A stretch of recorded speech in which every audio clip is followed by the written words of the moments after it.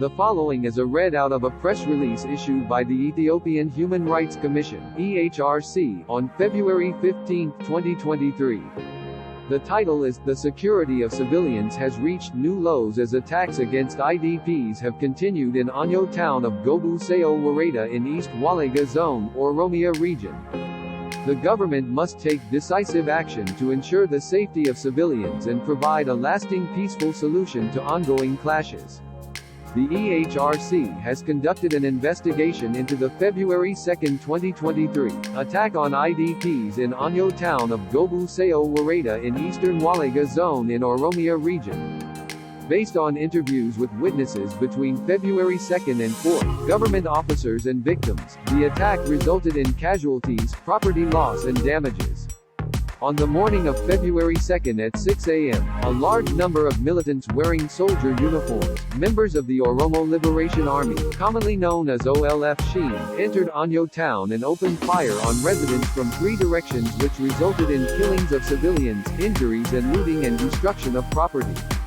Based on information gathered by EHRC, the primary victims of this attack were IDPs taking shelter in various parts of the town as they were displaced from various kabeles in Gobuseyo Woreda. According to information gathered from sources, since 2021, due to clashes in Gobuseyo Woreda, residents from 11 kabeles in Gobuseyo Woreda and 2 kabeles in neighboring Woredas for a total of 13 kabeles, residents have been displaced to Onyo town where they took shelter, and over 10,800 IDPs were being supported by the host community. At least 50 people were killed as a result of the attack by the armed group, including a regional official with his driver, a local police member and Kebel militia members.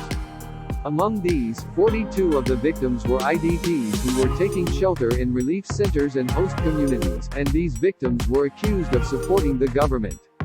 Among the dead were 4 women and 3 children. The militants went door to door in an area called Sanyo Gebia and singled out ethnic Amhara IDPs who were taking shelter there.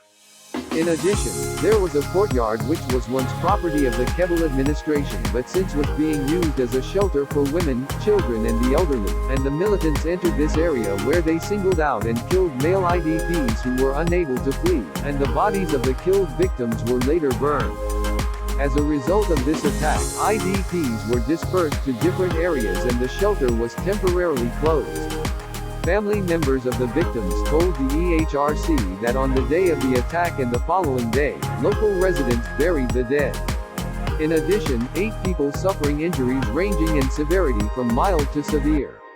In the attack, private commercial stores, government offices, Ethiopian Commercial Bank Onyo branch and other institutions suffered widespread destruction and looting.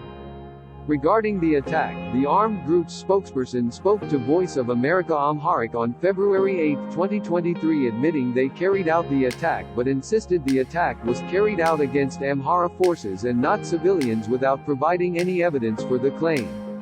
EHRC prior to the attack on January 23, 2023 and after the attack on February 10, 2023 visited the shelter where the IDPs were staying and confirmed that the attack was carried out on IDPs staying in shelters and with the host community. Though government security forces have made efforts to stop attacks in the area, the militants had greatly outnumbered government security forces and their attack was meticulously planned, and it took National Defense Forces until noon to arrive from Nekomti, during which time, the militants committed killings and looting. On another side, after the defense forces regained control of the town, they arrested 8 youth who they accused of collaborating with OLF Sheen, before they were killed by the security forces, which EHRC confirmed. EHRC's Executive Director Dr. Daniel Beckel said, "The ongoing clashes in Oromia region have victimized civilians which have been targeted in various ways, which the Commission has confirmed over a long period of time based on findings of its follow-up and investigations into the clashes." He added that the ongoing displacement of civilians due to clashes and then attacks in places where they take shelter is unacceptable by any standard and violates international human rights law. The Commission called on all parties to stop attacks against civilians and their property, for the government to conduct investigations into the crimes to promote accountability, for the government to fulfill its duty to ensure protection and safety of civilians, and for the region to provide an immediate peaceful and lasting solution to the clashes to ensure safety of civilians.